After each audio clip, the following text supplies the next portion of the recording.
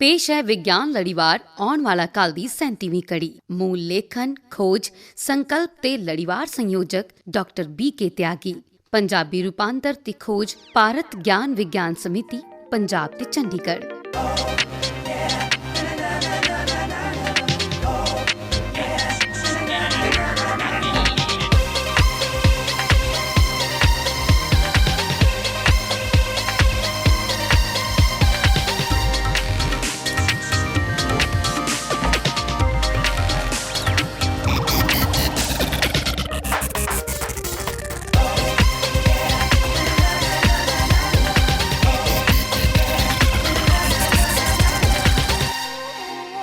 All India radio ਵੱਲੋਂ ਵਿਗਿਆਨ ਪ੍ਰਸਾਰ ਦੇ ਸਹਿਯੋਗ ਨਾਲ ਪੇਸ਼ ਹੈ ਬਣਾਉਟੀ ਬੌਧਿਕਤਾ ਬਾਬਤ ਸਾਡੇ ਲੜੀਵਾਰ ਆਉਣ ਵਾਲਾ ਕੱਲ ਦੀ 37ਵੀਂ ਕੜੀ ਤਿਆਰੀ ਕੱਲ ਦੀ।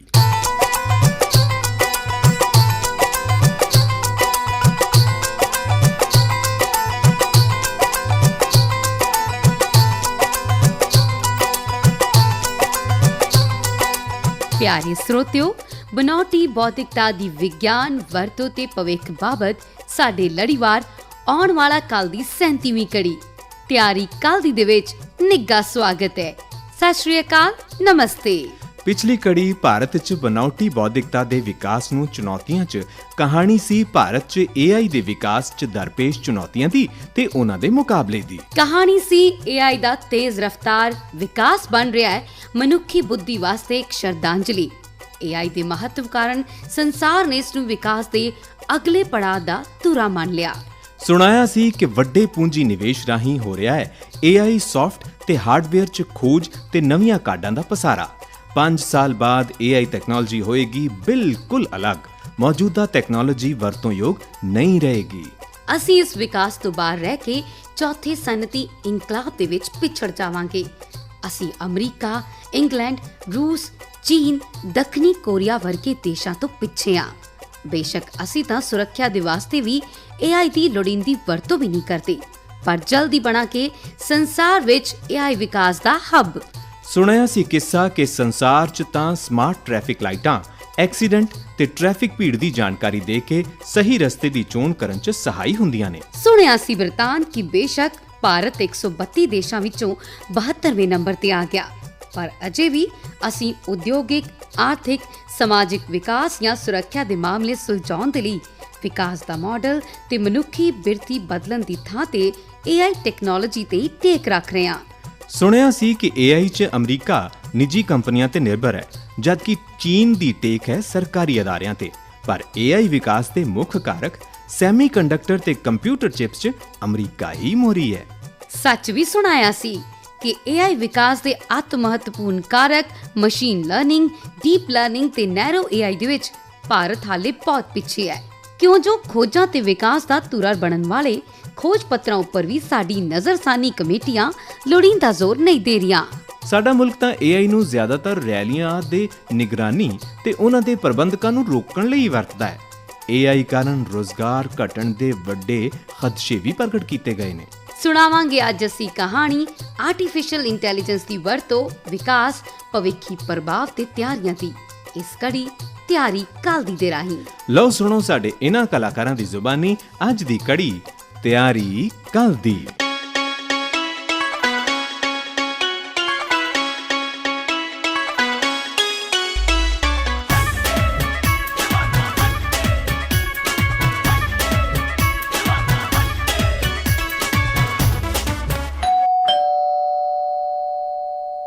ਹਰਜਿੰਦਰ, ਦਰਵਾਜ਼ਾ ਖੋਲ ਯਾਰ, ਸ਼ਾਇਦ ਸੁਰਜੀਤ ਆਂਟੀ ਹੋਣਗੇ।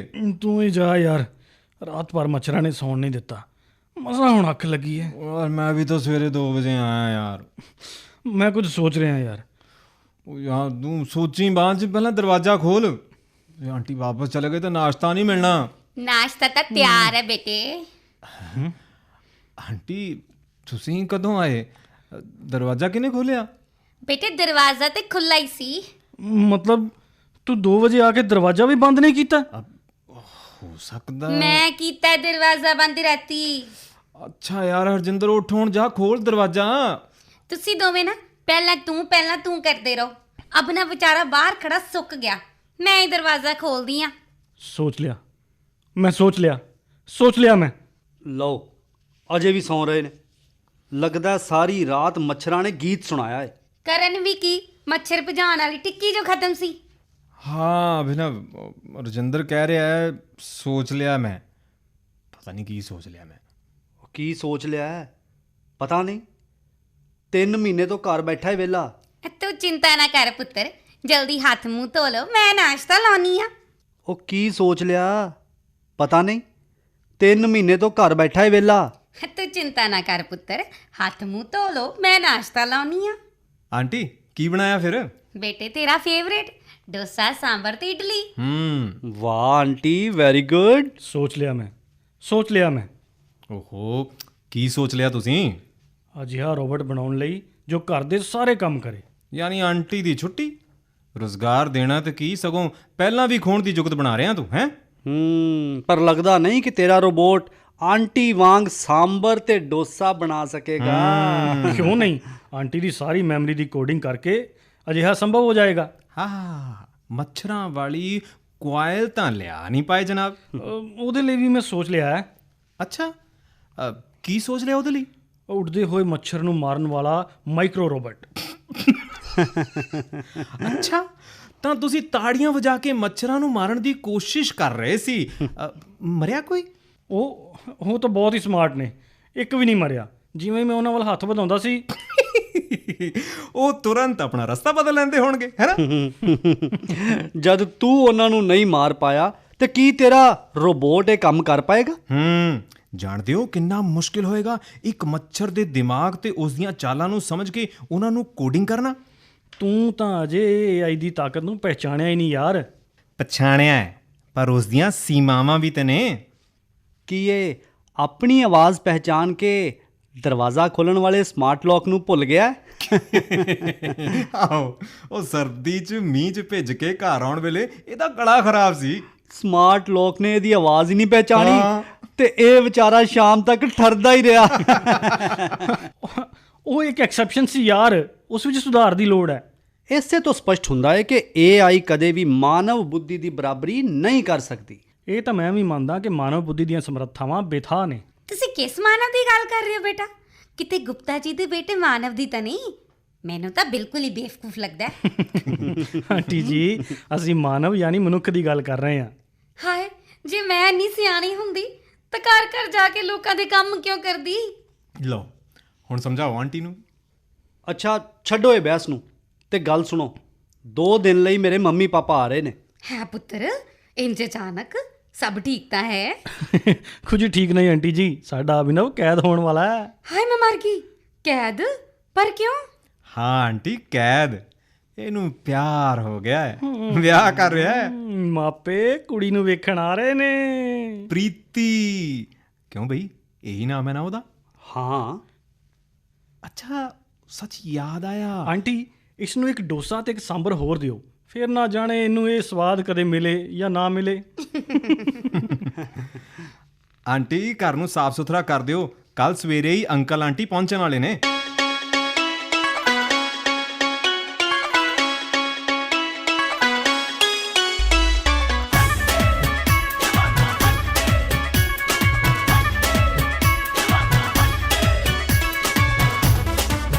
हेलो हेलो हेलो, कौन? अभिनव, मैं तेन मिलना है। कौन? प्रीति? हाँ ठीक है, चल शाम ਨੂੰ ਮਿਲਦੇ ਹਾਂ। नहीं नहीं, तू हुणे आ। सब ठीक ਤਾਂ है? तू रो क्यों रही है? चल मैं ਹੁਣੇ ਪਹੁੰਚਦਾ। ਮੈਨੂੰ ਜਾਣਾ ਹੋਏਗਾ ਯਾਰ, ਪ੍ਰੀਤੀ ਬਹੁਤ ਪਰੇਸ਼ਾਨ ਲੱਗ ਰਹੀ ਹੈ। ਕਿਤੇ ਉਹਦੇ ਮਾਤਾ ਪਿਤਾ ਨੇ ਫੇਰ ਵਿਆਹ ਦੇ ਲਈ ਮਨਾ ਤਾਂ ਨਹੀਂ ਕਰ ਦਿੱਤਾ? ਯਾਰ ਬੜੀ ਮੁਸ਼ਕਿਲ ਨਾਲ ਤੇ ਮੰਨੇ ਸੀ। ਮੇਰੇ ਮੰਮੀ ਪਾਪਾ ਵੀ ਕੱਲ ਨੂੰ ਆ ਰਹੇ ਨੇ। ਘਬਰਾ ਨਾ, ਮੈਂ ਅੱਜ ਉਸੇ ਰਸਤੇ ਤੇ ਇੱਕ ਇੰਟਰਵਿਊ ਲਈ ਜਾਣਾ, ਤੈਨੂੰ ਵੀ ਛੱਡ ਜਾਵਾਂਗਾ। ਮੈਂ ਕੈਬ ਬੁੱਕ ਕਰ ਲਈ ਹੈ, ਉਹ ਬਿਨਾਂ ਡਰਾਈਵਰ ਵਾਲੀ।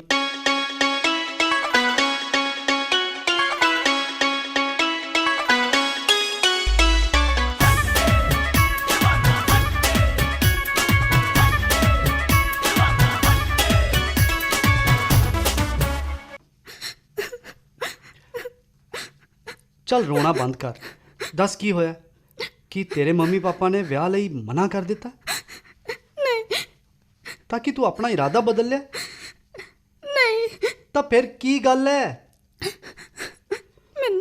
ਮੈਨੂੰ ਲੱਗਦਾ ਹੈ ਮੇਰੀ ਨੌਕਰੀ ਚਲੀ ਜਾਏਗੀ। ਹੈਂ? ਸਾਡੇ ਦਫ਼ਤਰ ਨੂੰ ਸਮਾਰਟ ਆਫਿਸ ਬਣਾਇਆ ਜਾ ਰਿਹਾ ਹੈ। ਤਾਂ ਕਿ ਤੇਰੀ ਕੰਪਨੀ 'ਚ HR ਮੈਨੇਜਰ ਦਾ ਕੰਮ ਖਤਮ ਹੋ ਗਿਆ? ਨਹੀਂ, ਕੰਮ ਤਾਂ ਨਹੀਂ ਖਤਮ ਹੋਏਗਾ, ਪਰ ਉਹਨੂੰ AI ਮਸ਼ੀਨਾਂ ਨਿਪਟਾਉਣਗੀਆਂ। ਅੱਛਾ, ਉਹ ਸੌਫਟਵੇਅਰ ਤਾਂ ਸਾਡੀ ਕੰਪਨੀ ਨੇ ਹੀ ਬਣਾਇਆ। ਅੱਛਾ, ਇਸ ਨਾਲ ਤਾਂ ਮੇਰੇ ਵਰਗੇ ਪਤਾ ਨਹੀਂ ਕਿੰਨੇ ਹੋਰ ਲੋਕ ਬੇਰੁਜ਼ਗਾਰ ਹੋ ਜਾਣਗੇ। ਤੂੰ ਤਾਂ ਬੇਕਾਰ ਹੀ ਡਰ ਰਹੀ ਹੈ। ਉਹ ਸੌਫਟਵੇਅਰ ਤਾਂ ਸਿਰਫ ਸੁਸਤੀ ਤੇ ਥਕਾਨ ਲਿਆਉਣ ਵਾਲੇ ਕੰਮ ਕਰੇਗਾ, ਬਸ। ਮੈਨੂੰ ਪਤਾ ਹੈ, ਕਾਰ ਉਦਯੋਗ ਤੇ ਪ੍ਰੋਡਕਸ਼ਨ ਫੈਕਟਰੀਆਂ ਵਿੱਚ ਸਮਾਰਟ ਮਸ਼ੀਨਾਂ ਕੰਮ ਨੂੰ ਜ਼ਿਆਦਾ ਚੰਗੀ ਤਰ੍ਹਾਂ ਕਰਦੀਆਂ ਨੇ, ਪਰ ਮੇਰਾ ਕੰਮ ਤਾਂ ਮਨੁੱਖੀ ਸੰਸਾਧਨਾਂ ਦਾ ਹੈ, ਨਾ ਕਿ ਪ੍ਰੋਡਕਸ਼ਨ ਦਾ। ਓਹੋ ਪ੍ਰੀਤੀ, ਤੈਨੂੰ ਪਰੇਸ਼ਾਨ ਨਹੀਂ ਹੋਣਾ ਚਾਹੀਦਾ। ਪਰੇਸ਼ਾਨ ਛੰਟਣੀ ਸ਼ੁਰੂ ਹੋ ਚੁੱਕੀ ਹੈ। ਕਈਆਂ ਨੂੰ ਤਾਂ ਨੋਟਿਸ ਵੀ ਮਿਲ ਗਏ ਨੇ। ਪਰ ਤੈਨੂੰ ਤਾਂ ਨੋਟਿਸ ਨਹੀਂ ਨਾ ਮਿਲਿਆ। ਦੇਖ, ਕੱਲ ਮੰਮੀ ਪਾਪਾ ਨੂੰ ਮਿਲ ਲੈ, ਕੀ ਕਰਨਾ ਹੈ, ਕਿਵੇਂ ਕਰਨਾ ਹੈ, ਉਹਦੇ ਬਾਰੇ ਅਸੀਂ ਬਾਅਦ 'ਚ ਸੋਚਾਂਗੇ। AI ਇੱਕ ਨਵੀਂ ਕ੍ਰਾਂਤੀ ਹੈ। ਜ਼ਿੰਦਗੀ ਦੇ ਹਰ ਪਹਿਲੂ ਤੇ ਇਹਦਾ ਅਸਰ ਦਿਸੇਗਾ, ਪਰ ਇਸ ਦੇ ਨਾਲ ਹੀ ਬਹੁਤ ਸਾਰਿਆਂ ਦਾ ਰੁਜ਼ਗਾਰ ਵੀ ਖੁੱਸ ਜਾਵੇਗਾ ਤੇ ਇੱਕ ਬਹੁਤ ਵੱਡਾ ਵਰਗ ਬੇਰੁਜ਼ਗਾਰ ਹੋ ਜਾਏਗਾ। ਜ਼ਰੂਰੀ ਨਹੀਂ ਕਿ ਅਜਿਹਾ ਹੋਏ। ਦੇਖ, ਜਦੋਂ IT ਕ੍ਰਾਂਤੀ ਆਈ ਸੀ ਤਾਂ ਇਸੇ ਤਰ੍ਹਾਂ ਦੇ ਸ਼ੰਕੇ ਖੜੇ ਹੋਏ ਸੀ ਨਾ, ਪਰ ਵੇਖੋ ਅੱਜ IT 'ਚ ਸਭ ਤੋਂ ਵੱਧ ਰੋਜ਼ਗਾਰ ਨੇ। ਚੰਗਾ ਹੈ ਜੇ ਤੇਰੀ ਗੱਲ ਸੱਚ ਹੋਵੇ। ਚੱਲ ਤੂੰ ਆਪਣਾ ਮੂਡ ਠੀਕ ਕਰ, ਕੱਲ ਨੂੰ ਤੂੰ ਮੇਰੇ ਮੰਮੀ ਪਾਪਾ ਨੂੰ ਮਿਲਣਾ ਹੈ, ਠੀਕ ਹੈ? ਤੇਰੇ ਮੰਮੀ ਪਾਪਾ ਤਾਂ ਮੈਨੂੰ ਪਾਸ ਕਰ ਚੁੱਕੇ ਨੇ। ਹੁਣ ਵੇਖਦੇ ਹਾਂ ਕਿ ਮੇਰੇ ਮੰਮੀ ਪਾਪਾ ਤੇਰਾ ਕੀ ਰਿਪੋਰਟ ਕਾਰਡ ਦਿੰਦੇ ਨੇ।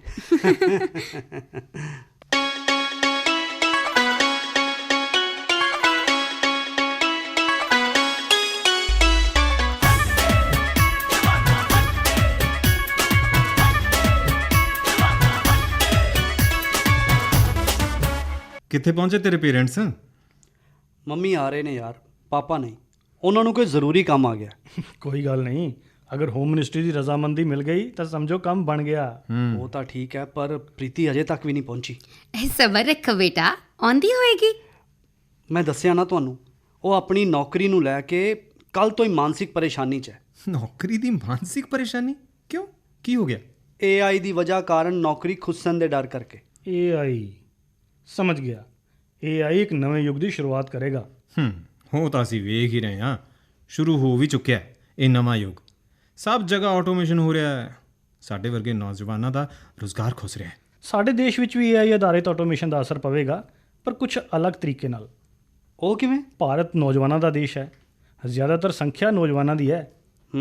ਤਾਂ ਹੀ ਤਾਂ ਪਹਿਲਾਂ ਤੇਰੀ ਨੌਕਰੀ ਗਈ ਤੇ ਹੁਣ ਪ੍ਰੀਤੀ ਦੀ ਵਾਰੀ ਹੈ। ਕਿਤੇ ਨਾ ਕਿਤੇ ਆ AI ਹੀ ਸਾਰੀ ਜ਼ਿੰਮੇਵਾਰ ਹੈ। ਇਹ ਤਾਂ ਸਹੀ ਹੈ, ਪਰ ਕੀ? ਬਦਲਾਅ ਦੇ ਸਮੇਂ ਕੁਝ ਸ਼ੁਰੂਆਤੀ ਪਰੇਸ਼ਾਨੀਆਂ ਹੋ ਸਕਦੀਆਂ ਨੇ। ਆਉਣ ਵਾਲਾ ਕੱਲ੍ਹ ਰਹਿਣ ਸਹਿਣ ਦੇ ਢੰਗ ਵਿੱਚ ਗੁਣਾਤਮਕ ਬਦਲਾਅ ਲਿਆ ਕੇ ਨਵੇਂ ਤਰ੍ਹਾਂ ਦੀਆਂ ਨੌਕਰੀਆਂ ਸਿਰਜੇਗਾ। ਪਰ ਕੀ ਸਾਡਾ ਸਮਾਜ ਇਸ ਬਦਲਾਅ ਲਈ ਤਿਆਰ ਹੈ?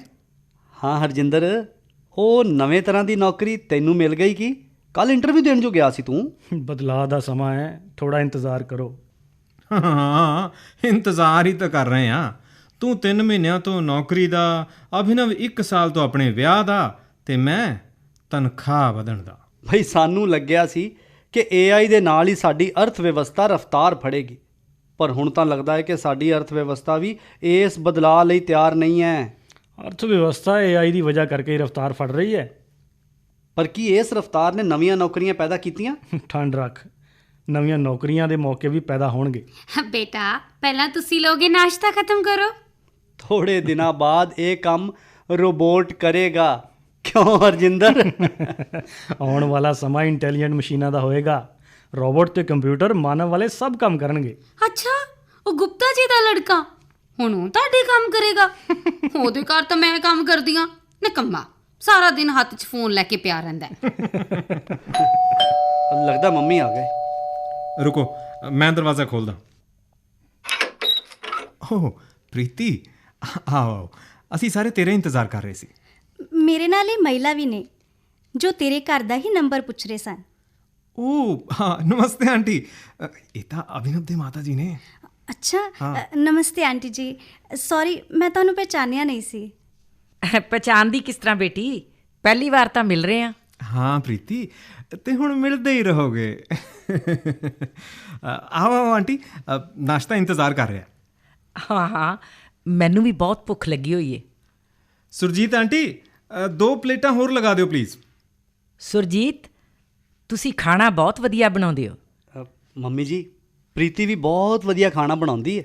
ਅੱਛਾ, ਪਰ ਪ੍ਰੀਤੀ, ਅਭਿਨਵ ਕਹਿੰਦਾ ਸੀ ਕਿ ਤੂੰ ਕੁਝ ਪਰੇਸ਼ਾਨ ਏ ਆਪਣੀ ਨੌਕਰੀ ਨੂੰ ਲੈ ਕੇ।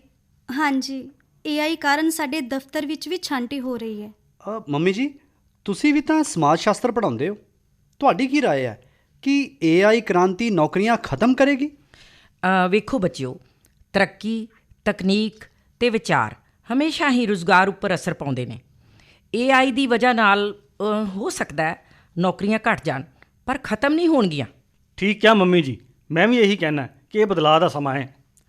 ਬੇਟਾ, AI ਉਹਨਾਂ ਨੌਕਰੀਆਂ ਦੀ ਜਗ੍ਹਾ ਤਾਂ ਲਵੇਗੀ ਜਿੱਥੇ ਰੋਜ਼-ਰੋਜ਼ ਇੱਕੋ ਜਿਹਾ ਕੰਮ ਹੁੰਦਾ ਹੈ।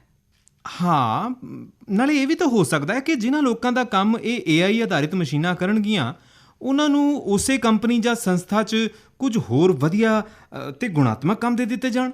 ਹਾਂ, ਸਾਨੂੰ ਨਵੀਆਂ ਨੀਤੀਆਂ ਤੇ ਯੋਜਨਾਵਾਂ ਬਣਾਉਣੀਆਂ ਤੇ ਲਾਗੂ ਕਰਨੀਆਂ ਪੈਣਗੀਆਂ। AI ਦੇ ਉਪਯੋਗ ਨਾਲ ਕੰਮ ਦੀ ਗੁਣਵੱਤਾ ਵਧੇਗੀ ਤੇ ਸਮਾਂ ਵੀ ਬਚੇਗਾ। ਕਿਉਂ ਮੰਮੀ, ਕੀ ਅਜਿਹਾ ਨਹੀਂ ਹੋ ਸਕਦਾ ਕਿ ਅਸੀਂ ਵੀ ਆਪਣੇ ਆਪ ਨੂੰ ਬਦਲੀਏ, ਤਕਨੀਕ ਦੀ ਨਵੀਂ ਦਿਸ਼ਾ ਦੇ ਨਾਲ ਅਸੀਂ ਵੀ ਕਦਮ ਮਿਲਾਈਏ? ਬਿਲਕੁਲ ਸਹੀ। ਸਾਨੂੰ ਸਾਡੀ ਸਿੱਖਿਆ ਨੀਤੀ, ਆਉਣ ਵਾਲੀ ਵਿਗਿਆਨ, ਤਕਨਾਲੋਜੀ ਤੇ ਨਵ ਖੋਜ ਨੀਤੀ ਇਸੇ ਦਿਸ਼ਾ ਵੱਲ ਸਿੱਧਤ ਕਰਨੀ ਪਏਗੀ, ਪਰ ਅਜੇ ਤਾਂ ਇਹ ਦੂਰ ਦੀ ਕੌਡੀ ਲੱਗਦੀ ਏ। ਮੈਨੂੰ ਲੱਗਦਾ ਹੈ ਸਾਡਾ ਇਹ ਵਹਿਮ ਹੈ ਕਿ AI ਸਾਡੀਆਂ ਨੌਕਰੀਆਂ ਖੋਹ ਲਵੇਗੀ। ਜਦੋਂ ਘੋੜਾ ਗੱਡੀ ਦੀ ਜਗ੍ਹਾ ਬੱਸ ਮੋਟਰ ਨੇ ਲਈ ਸੀ ਤਾਂ ਕੁਝ ਸਮੇਂ ਲਈ ਬੇਰੁਜ਼ਗਾਰੀ ਤਾਂ ਆਈ ਸੀ, ਪਰ ਫਿਰ ਬਾਅਦ ਵਿੱਚ ਆਵਾਜਾਈ ਨਾਲ ਜੁੜੇ ਕਿੰਨੇ ਹੀ ਨਵੇਂ ਰੁਜ਼ਗਾਰ ਪੈਦਾ ਹੋ ਗਏ ਸੀ। ਪਰ ਟਰਾਂਸਪੋਰਟ ਵਿੱਚ ਵੀ ਤਾਂ AI ਦਾ ਉਪਯੋਗ ਵੱਧ ਰਿਹਾ ਹੈ, ਨੌਕਰੀਆਂ ਜਾ ਰਹੀਆਂ ਨੇ। ਸੁਰਜੀਤ ਆਂਟੀ, ਆ ਦਰਵਾਜ਼ਾ ਖੋਲੋ। ਸਾਰਿਆਂ ਦਾ ਮੂੰਹ ਮਿੱਠਾ ਕਰਾਉਣ ਲਈ ਮੈਂ ਮਠਿਆਈ ਮੰਗਵਾਈ ਸੀ। ਮੂੰਹ ਮਿੱਠੇ ਦੀ ਗੱਲ ਤਾਂ ਠੀਕ ਹੈ, ਪਰ ਪ੍ਰੀਤੀ ਦੇ ਚਿਹਰੇ ਉੱਪਰ ਤਾਂ ਅਜੇ ਵੀ ਮੁਸਕਰਾਹਟ ਨਹੀਂ ਆਈ। ਮੰਮੀ ਜੀ, ਰੁਜ਼ਗਾਰ ਸੈਕਟਰ ਵਿੱਚ AI ਦੀ ਵਜ੍ਹਾ ਕਰਕੇ ਬਦਲਾਅ ਪਿਛਲੀਆਂ ਦੇ ਮੁਕਾਬਲੇ 10% ਜ਼ਿਆਦਾ ਤੇਜ਼ੀ ਨਾਲ ਹੋ ਰਹੇ ਨੇ। ਉਦਯੋਗਿਕ ਕ੍ਰਾਂਤੀ ਦੇ ਸਮੇਂ ਦੇ ਮੁਕਾਬਲੇ ਤਾਂ ਮੌਜੂਦਾ ਦਰ ਪਿਛਲੇ ਬਦਲਾਵਾਂ ਦੀ ਦਰ ਤੋਂ 300% ਜ਼ਿਆਦਾ ਹੈ। ਰੁਜ਼ਗਾਰ ਸੈਕਟਰ ਵਿੱਚ ਇਸ ਦਾ ਪ੍ਰਭਾਵ 3000 ਗੁਣਾ ਹੋਵੇਗਾ। ਇਹ ਸੋਚ ਕੇ ਹੀ ਡਰ ਲੱਗਦਾ ਹੈ। ਅੱਛਾ, ਤੂੰ ਮੈਕਿੰਜ਼ੀ ਗਲੋਬਲ ਇੰਸਟੀਚਿਊਟ ਦੀ ਰਿਪੋਰਟ ਦੇ ਬਾਰੇ ਵਿੱਚ ਗੱਲ ਕਰ ਰਹੀ ਹੈ? ਇਹ ਬਦਲਾਅ ਤਾਂ ਪੂਰੀ ਦੁਨੀਆ ਵਿੱਚ ਹੋ ਰਹੇ ਨੇ। ਇਹਨਾਂ ਲਈ ਤਾਂ ਸਾਨੂੰ ਆਪਣੇ ਆਪ ਨੂੰ ਤਿਆਰ ਕਰਨਾ ਹੀ ਹੋਵੇਗਾ। ਉਸ ਦੌੜ ਵਿੱਚ ਕਿਤੇ ਮੇਰੇ ਵਰਗੇ ਲੋਕ ਵੀ ਪਿੱਛੇ ਨਾ ਰਹਿ ਜਾਣ। ਨਹੀਂ ਰਹਿਣਗੇ। ਭਾਰਤ ਤਾਂ ਇਸ ਬਦਲਾਅ ਲਈ AI ਹੱਬ ਬਣਨ ਜਾ ਰਿਹਾ। ਜੇ ਅਸੀਂ ਆਪਣੇ ਆਪ ਨੂੰ ਤੇ ਆਪਣੀ ਮੁਹਾਰਤ ਨੂੰ ਨਵੀਂ ਲੋੜ ਅਨੁਸਾਰ ਵਿਕਸਿਤ ਕਰ ਲਈਏ ਤਾਂ ਡਰ ਕਿਸ ਚੀਜ਼ ਦਾ? ਨਾਲੇ ਜੋਖਮ ਭਰੇ ਕੰਮ ਜਿਹੜੇ ਹੁਣ ਨਾ ਮਾਤਰ ਹੀ ਹੋ ਰਹੇ ਨੇ, ਉਹ ਹੋਣੇ ਸ਼ੁਰੂ ਹੋਣ ਨਾਲ ਕੁਝ ਨਾ ਕੁਝ ਨਵੇਂ ਰੁਜ਼ਗਾਰ ਤਾਂ ਪੈਦਾ ਹੋਣਗੇ ਹੀ। ਕੰਮ ਦੇ ਘੰਟੇ ਬਹੁਤ ਜ਼ਿਆਦਾ ਹੋਣ ਕਰਕੇ ਸਾਨੂੰ ਇਨਸਾਨੀ ਬਿਰਤੀਆਂ ਦੀ ਪੂਰਤੀ ਲਈ ਸਮਾਂ ਹੀ ਨਹੀਂ ਮਿਲਦਾ। AI ਨਾਲ ਕੰਮ 'ਚ ਤੇਜ਼ੀ ਲਿਆ ਕੇ ਕੰਮ ਦੇ ਵਿੱਚ ਤੇਜ਼ੀ ਲਿਆ ਕੇ ਕੰਮ ਦੇ ਘੰਟੇ ਘਟਾਏ ਜਾ ਸਕਦੇ ਨੇ। ਹਾਂ, ਕੰਮ ਦੇ ਘੰਟੇ ਘਟਾ ਕੇ ਜੀਵਨ ਨੂੰ ਹੋਰ ਗੁਣਵੱਤਾ ਭਰਪੂਰ ਤੇ ਚੰਗੇਰਾ ਬਣਾਇਆ ਜਾ ਸਕਦਾ ਹੈ। ਇਹ ਤਾਂ ਠੀਕ ਹੈ, ਫਿਰ ਵੀ ਛੋਟੇ ਉਤਪਾਦਨ ਵਾਲੀਆਂ ਕੰਪਨੀਆਂ ਵਿੱਚ AI ਕਰਕੇ ਨੌਕਰੀਆਂ ਤਾਂ ਘਟਣਗੀਆਂ ਹੀ। ਬੇਸ਼ੱਕ ਉਸ ਵਿੱਚ 10 ਸਾਲ ਦਾ ਸਮਾਂ ਲੱਗੇਗਾ। ਹੁਣੇ ਤੋਂ ਨਿਰਾਸ਼ ਹੋਣ ਦੀ ਜ਼ਰੂਰਤ ਨਹੀਂ। ਪਰ ਛੋਟੇ ਉਤਪਾਦਨ ਵਾਲੇ ਉਦਯੋਗ ਹੀ ਤਾਂ ਸਭ ਤੋਂ ਵੱਧ ਰੁਜ਼ਗਾਰ ਪੈਦਾ ਕਰਦੇ ਨੇ। ਬਈ ਹੁਣ ਤਾਂ ਸਪਸ਼ਟ ਹੋ ਚੁੱਕਿਆ ਕਿ ਜ਼ਿਆਦਾ ਪੂੰਜੀ ਨਿਵੇਸ਼ ਵਾਲੇ ਤੇ ਉੱਚ ਤਕਨੀਕ ਵਾਲੇ ਉਦਯੋਗਾਂ 'ਚ ਤਾਂ ਰੁਜ਼ਗਾਰ ਬਹੁਤ ਹੀ ਘੱਟ ਮਿਲਦੇ ਨੇ। ਤਾਂ ਹੀ ਤਾਂ ਕਹਿੰਦੇ ਨੇ ਕਿ ਮੌਜੂਦਾ ਵਿਕਾਸ ਮਾਡਲ ਰੁਜ਼ਗਾਰ ਖੋਣ ਵਾਲਾ ਮਾਡਲ ਹੈ।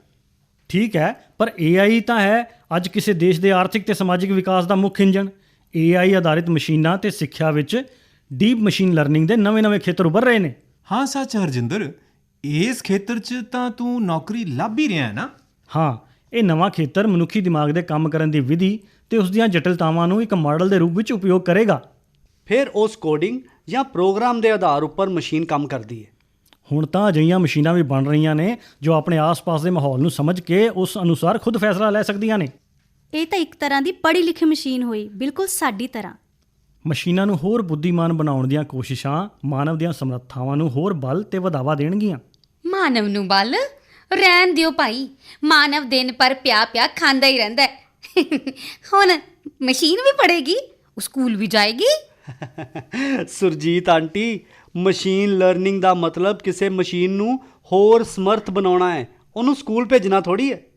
ਹਰਜਿੰਦਰ, ਮਸ਼ੀਨ ਲਰਨਿੰਗ ਦਾ ਕੱਚਾ ਮਾਲ ਤਾਂ ਡਾਟਾ ਹੀ ਹੈ ਨਾ। ਕੰਪਿਊਟਰ ਜਿਹਨੂੰ ਪ੍ਰਯੋਗ ਕਰਕੇ ਦਿੱਤੇ ਗਏ ਕੰਮ ਨੂੰ ਵਧੀਆ ਤਰੀਕੇ ਨਾਲ ਕਰ ਸਕਦਾ ਹੈ।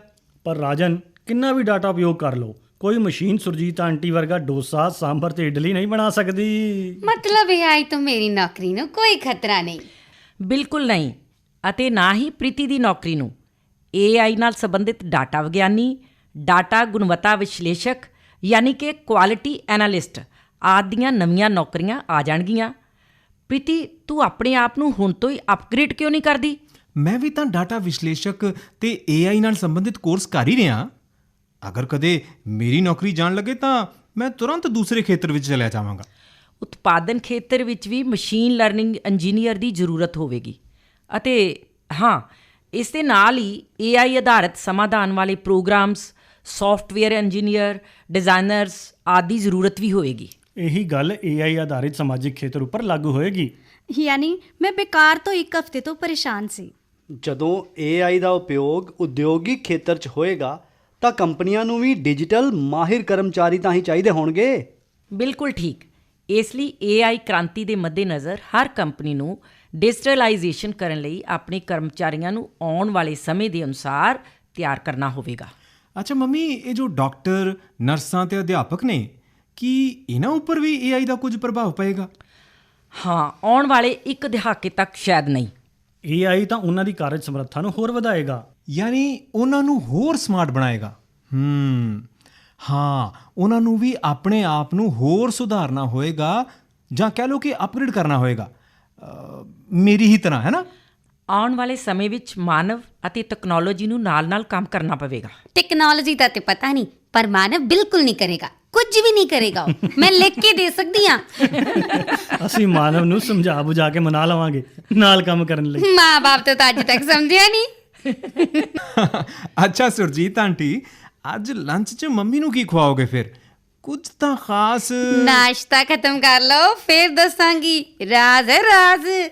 ਕਿਉਂ ਬਈ ਹਰਜਿੰਦਰ, ਕੀ ਤੇਰਾ ਰੋਬੋਟ ਅਜਿਹਾ ਕੁਝ ਕਰ ਸਕਦਾ ਸੀ? ਉਹ ਤਾਂ ਉਹੀ ਬਣਾਉਂਦਾ ਨਾ ਜੋ ਉਸ ਨੂੰ ਦੱਸ ਦੇ। ਪਰ ਦੇਖੋ, ਸੁਰਜੀਤ ਆਂਟੀ ਨੇ ਲੰਚ ਉੱਪਰ ਸਸਪੈਂਸ ਬਣਾ ਕੇ ਸਾਡੀ ਉਤਸੁਕਤਾ ਨੂੰ ਹੋਰ ਵਧਾ ਦਿੱਤਾ ਹੈ। AI ਕਾਰਨ ਅੱਜ ਪੂਰੀ ਦੁਨੀਆ 'ਚ ਸਮਾਜਿਕ ਤੇ ਆਰਥਿਕ ਢਾਂਚਾ ਬਦਲ ਰਿਹਾ ਹੈ। ਹਾਂ ਮੰਮੀ, ਇਹੀ ਤਾਂ ਅਸੀਂ ਵੇਖ ਰਹੇ ਹਾਂ। ਚਾਹੇ ਵਪਾਰ ਹੋਏ ਜਾਂ ਸਿੱਖਿਆ, ਸਰਕਾਰ ਸੰਚਾਲਨ ਜਾਂ ਸਮਾਜਿਕ ਕਲਿਆਣ ਦੀ ਗੱਲ ਹੋਏ, AI ਤਾਂ ਹਰ ਜਗ੍ਹਾ ਹਾਜ਼ਰ ਹੈ। ਹੁਣ ਵੇਖੋ, ਆਪਣੀ ਸੁਰਜੀਤ ਆਂਟੀ ਨੂੰ ਹੀ ਵੇਖ ਲਓ। ਆਪਣੇ ਸਮਾਰਟਫੋਨ ਦੀ ਬਦੌਲਤ ਤੁਹਾਨੂੰ ਦੁਨੀਆ ਭਰ ਦੇ ਖਾਣੇ ਪਕਾ ਕੇ ਖਵਾ ਰਹੀ ਏ। ਮੰਮੀ, ਮੈਨੂੰ ਲੱਗਦਾ ਹੈ ਜਿਨ੍ਹਾਂ ਕੰਮਾਂ ਨੂੰ ਕਰਨਾ ਅਕੇਵੇਂ ਭਰਿਆ ਹੈ, ਉਹਨਾਂ ਨੂੰ AI ਨਾਲ ਸਵੈ ਚਲਿਤ ਕੀਤਾ ਜਾ ਸਕਦਾ ਹੈ। ਬਿਲਕੁਲ ਠੀਕ। ਖਾਸ ਕਰਕੇ ਜਿਵੇਂ ਗਾਹਕਾਂ ਦੀਆਂ ਸਮੱਸਿਆਵਾਂ ਦਾ ਨਿਪਟਾਰਾ, ਕਾਲ ਸੈਂਟਰ ਆਪਰੇਸ਼ਨਸ, ਦਸਤਾਵੇਜ਼ਾਂ ਦਾ ਵਰਗੀਕਰਨ ਤੇ ਵਿਸ਼ਾ ਵਸਤੂ ਆਧੁਨਿਕੀਕਰਨ। ਇਹੋ ਜਿਹੇ ਕੰਮ ਆਟੋਮੇਸ਼ਨ ਟੈਕਨੋਲੋਜੀ ਦੇ ਜ਼ਰੀਏ ਆਸਾਨੀ ਨਾਲ ਕੀਤੇ ਜਾ ਸਕਦੇ ਨੇ। ਇਹੀ ਗੱਲ ਉਤਪਾਦ, ਮਸ਼ੀਨਾਂ ਦੇ ਸੰਚਾਲਨ, ਕੰਮਕਾਜ ਤੇ ਰਿਪੋਰਟ ਪ੍ਰਣਾਲੀ ਉੱਪਰ ਵੀ ਖਰੀ ਉਤਰਦੀ ਹੈ। ਇਹਨਾਂ ਨੂੰ AI ਆਧਾਰਿਤ ਮਸ਼ੀਨਾਂ ਰਾਹੀਂ ਆਟੋਮੈਟਿਕ ਕੀਤਾ ਜਾ ਸਕਦਾ ਹੈ। ਲੇਕਿਨ ਤੁਸੀਂ ਲੋਕ ਇਹ ਕਿਉਂ ਭੁੱਲ ਜਾਂਦੇ ਹੋ ਕਿ AI ਨੇ ਡਾਟਾ ਪ੍ਰੋਸੈਸਿੰਗ ਦੀ ਜੋ ਸਮਰੱਥਾ ਦਿੱਤੀ ਹੈ, ਉਹ ਮਾਨਵ ਦੀਆਂ ਸੀਮਾਵਾਂ ਤੋਂ ਪਰੇ ਹੈ। ਮਾਨਵ ਤੇ ਡਾਟਾ? ਅਰੇ ਬੀਬੀ ਜੀ, ਕਿਹੋ ਜਿਹੀਆਂ ਗੱਲਾਂ ਕਰਦੇ ਹੋ? ਮਾਨਵ ਤਾਂ ਸਭ ਦੇ ਫੋਨ ਦਾ ਡਾਟਾ ਖਾ ਜਾਂਦਾ ਹੈ। ਕਿੰਨੀ ਵਾਰ ਤਾਂ ਆਪਣਾ ਜ਼ਰੂਰੀ ਫੋਨ ਵੀ ਉਹਨੇ ਮੇਰਾ ਫੋਨ ਲੈ ਕੇ ਕੀਤਾ ਹੈ।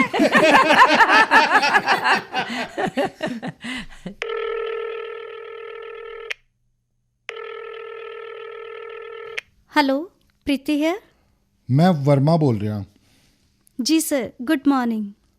ਤੈਨੂੰ ਤਾਂ ਪਤਾ ਹੈ ਆਪਾਂ ਆਫਿਸ ਵਿੱਚ ਆਟੋਮੇਸ਼ਨ ਕਰ ਰਹੇ ਹਾਂ, ਜਿਸ ਵਿੱਚ AI ਦੀ ਮੁੱਖ ਭੂਮਿਕਾ ਹੈ। ਜੀ ਸਰ। ਤੇ ਤੁਹਾਡੇ ਜ਼ਿਆਦਾਤਰ ਕੰਮ ਹੁਣ ਮਸ਼ੀਨ ਹੀ ਕਰੇਗੀ। ਮਤਲਬ ਕਿ ਹੁਣ ਤੁਹਾਡਾ ਕੰਮ ਜਲਦੀ ਹੋਏਗਾ ਤੇ ਤੂੰ ਮਸ਼ੀਨ ਦੇ ਨਾਲ ਆਪਣੇ ਕੰਮ ਦੀ ਗੁਣਵੱਤਾ ਵੀ ਵਧਾ ਪਾਏਂਗੀ। ਪਰ ਕਿਵੇਂ? ਇਸੇ ਲਈ ਮੈਂ ਤੈਨੂੰ ਫੋਨ ਕੀਤਾ ਹੈ। ਅਗਲੇ ਹਫਤੇ ਅਸੀਂ ਤੈਨੂੰ 1 ਮਹੀਨੇ ਦੀ ਟ੍ਰੇਨਿੰਗ ਤੇ ਭੇਜ ਰਹੇ ਹਾਂ ਤਾਂ ਕਿ ਤੂੰ AI ਆਧਾਰਿਤ ਸਮਾਰਟ ਮਸ਼ੀਨ ਦੇ ਨਾਲ ਕੰਮ ਕਰਨਾ ਸਿੱਖ ਲਵੇਂ। ਪਰ ਸਰ, ਆਫਿਸ ਵਿੱਚ ਤਾਂ ਅਫਵਾਹ ਸੀ ਕਿ ਆਫਿਸ ਦਾ ਸਟਾਫ ਘੱਟ ਕੀਤਾ ਜਾ ਰਿਹਾ ਹੈ। ਜੀ ਸਰ। ਪਹਿਲਾਂ ਇੰਝ ਹੀ ਸੋਚਿਆ ਸੀ, ਪਰ ਬਾਅਦ ਵਿੱਚ ਫੈਸਲਾ ਲਿਆ ਕਿ ਆਟੋਮੇਸ਼ਨ ਦੇ ਬਾਅਦ ਵੀ ਸਾਨੂੰ ਸਟਾਫ ਦੀ ਜ਼ਰੂਰਤ ਹੋਵੇਗੀ ਤੇ ਬਿਲਕੁਲ ਨਵੇਂ ਲੋਕਾਂ ਨੂੰ ਲੈਣ ਨਾਲੋਂ ਵਧੀਆ ਹੈ ਪੁਰਾਣੇ ਲੋਕਾਂ ਨੂੰ ਹੀ ਨਵੇਂ ਸਕਿੱਲਸ ਦੀ ਟ੍ਰੇਨਿੰਗ ਕਰਵਾਈ ਜਾਏ, ਜਿਸ ਵਿੱਚ ਤੂੰ ਵੀ ਸ਼ਾਮਿਲ ਹੈ। ਧੰਨਵਾਦ sir, thank you so much. ਕਿਉਂ ਮੰਮੀ ਜੀ, ਹੁਣ ਖੋਲੀਏ ਮਿਠਾਈ ਦਾ ਡੱਬਾ? ਹਾਂ ਹਾਂ ਬਈ, ਮੈਂ ਤਾਂ ਕਿੰਨੀ ਦੇਰ ਤੋਂ ਕਹਿ ਰਹੀ ਹਾਂ, ਮੈਂ ਤਾਂ 2 ਰਸਗੁੱਲੇ ਖਾਊਂਗੀ। ਇੱਕ ਅਭਿਨਵ ਤੇ ਪ੍ਰੀਤੀ ਲਈ ਤੇ ਇੱਕ ਸਿਰਫ ਪ੍ਰੀਤੀ ਲਈ। ਸੁਰਜੀਤ ਆਂਟੀ ਬਈ ਜਲਦੀ ਲਿਆਓ ਹੁਣ ਮਠਿਆਈ ਦਾ ਡੱਬਾ, ਕਰੀਏ ਮੂੰਹ ਮਿੱਠਾ।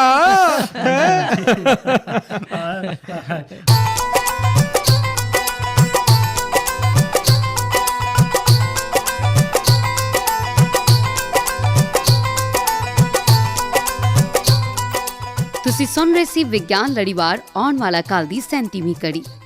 ਨੋਟ ਕਰੋ ਸਾਡੀ ਅੱਜ ਦੀ ਕੜੀ ਵਿੱਚ ਪੁੱਛੇ ਜਾਣ ਵਾਲੇ ਸਵਾਲ। ਸਵਾਲ ਨੰਬਰ 1, AI ਦੇ ਨਾਲ ਰੁਜ਼ਗਾਰ ਕੱਟਣ ਦੇ ਖਤਰੇ ਦਾ ਕੀ ਤੋੜ ਹੈ? ਸਵਾਲ ਨੰਬਰ 2, ਰੁਜ਼ਗਾਰ ਵਾਸਤੇ AI ਕਿਵੇਂ ਸਹਾਈ ਹੋ ਸਕਦੀ ਹੈ? ਸਵਾਲਾਂ ਦੇ ਜਵਾਬ ਦੇਣ ਲਈ ਪਤਾ ਨੋਟ ਕਰ ਲਓ। ਇੰਚਾਰਜ ਪ੍ਰੋਗਰਾਮ ਆਉਣ ਵਾਲਾ ਕੱਲ ਮਾਰਫਤ ਸਟੇਸ਼ਨ ਡਾਇਰੈਕਟਰ ਆਕਾਸ਼ਵਾਣੀ ਜਲੰਧਰ।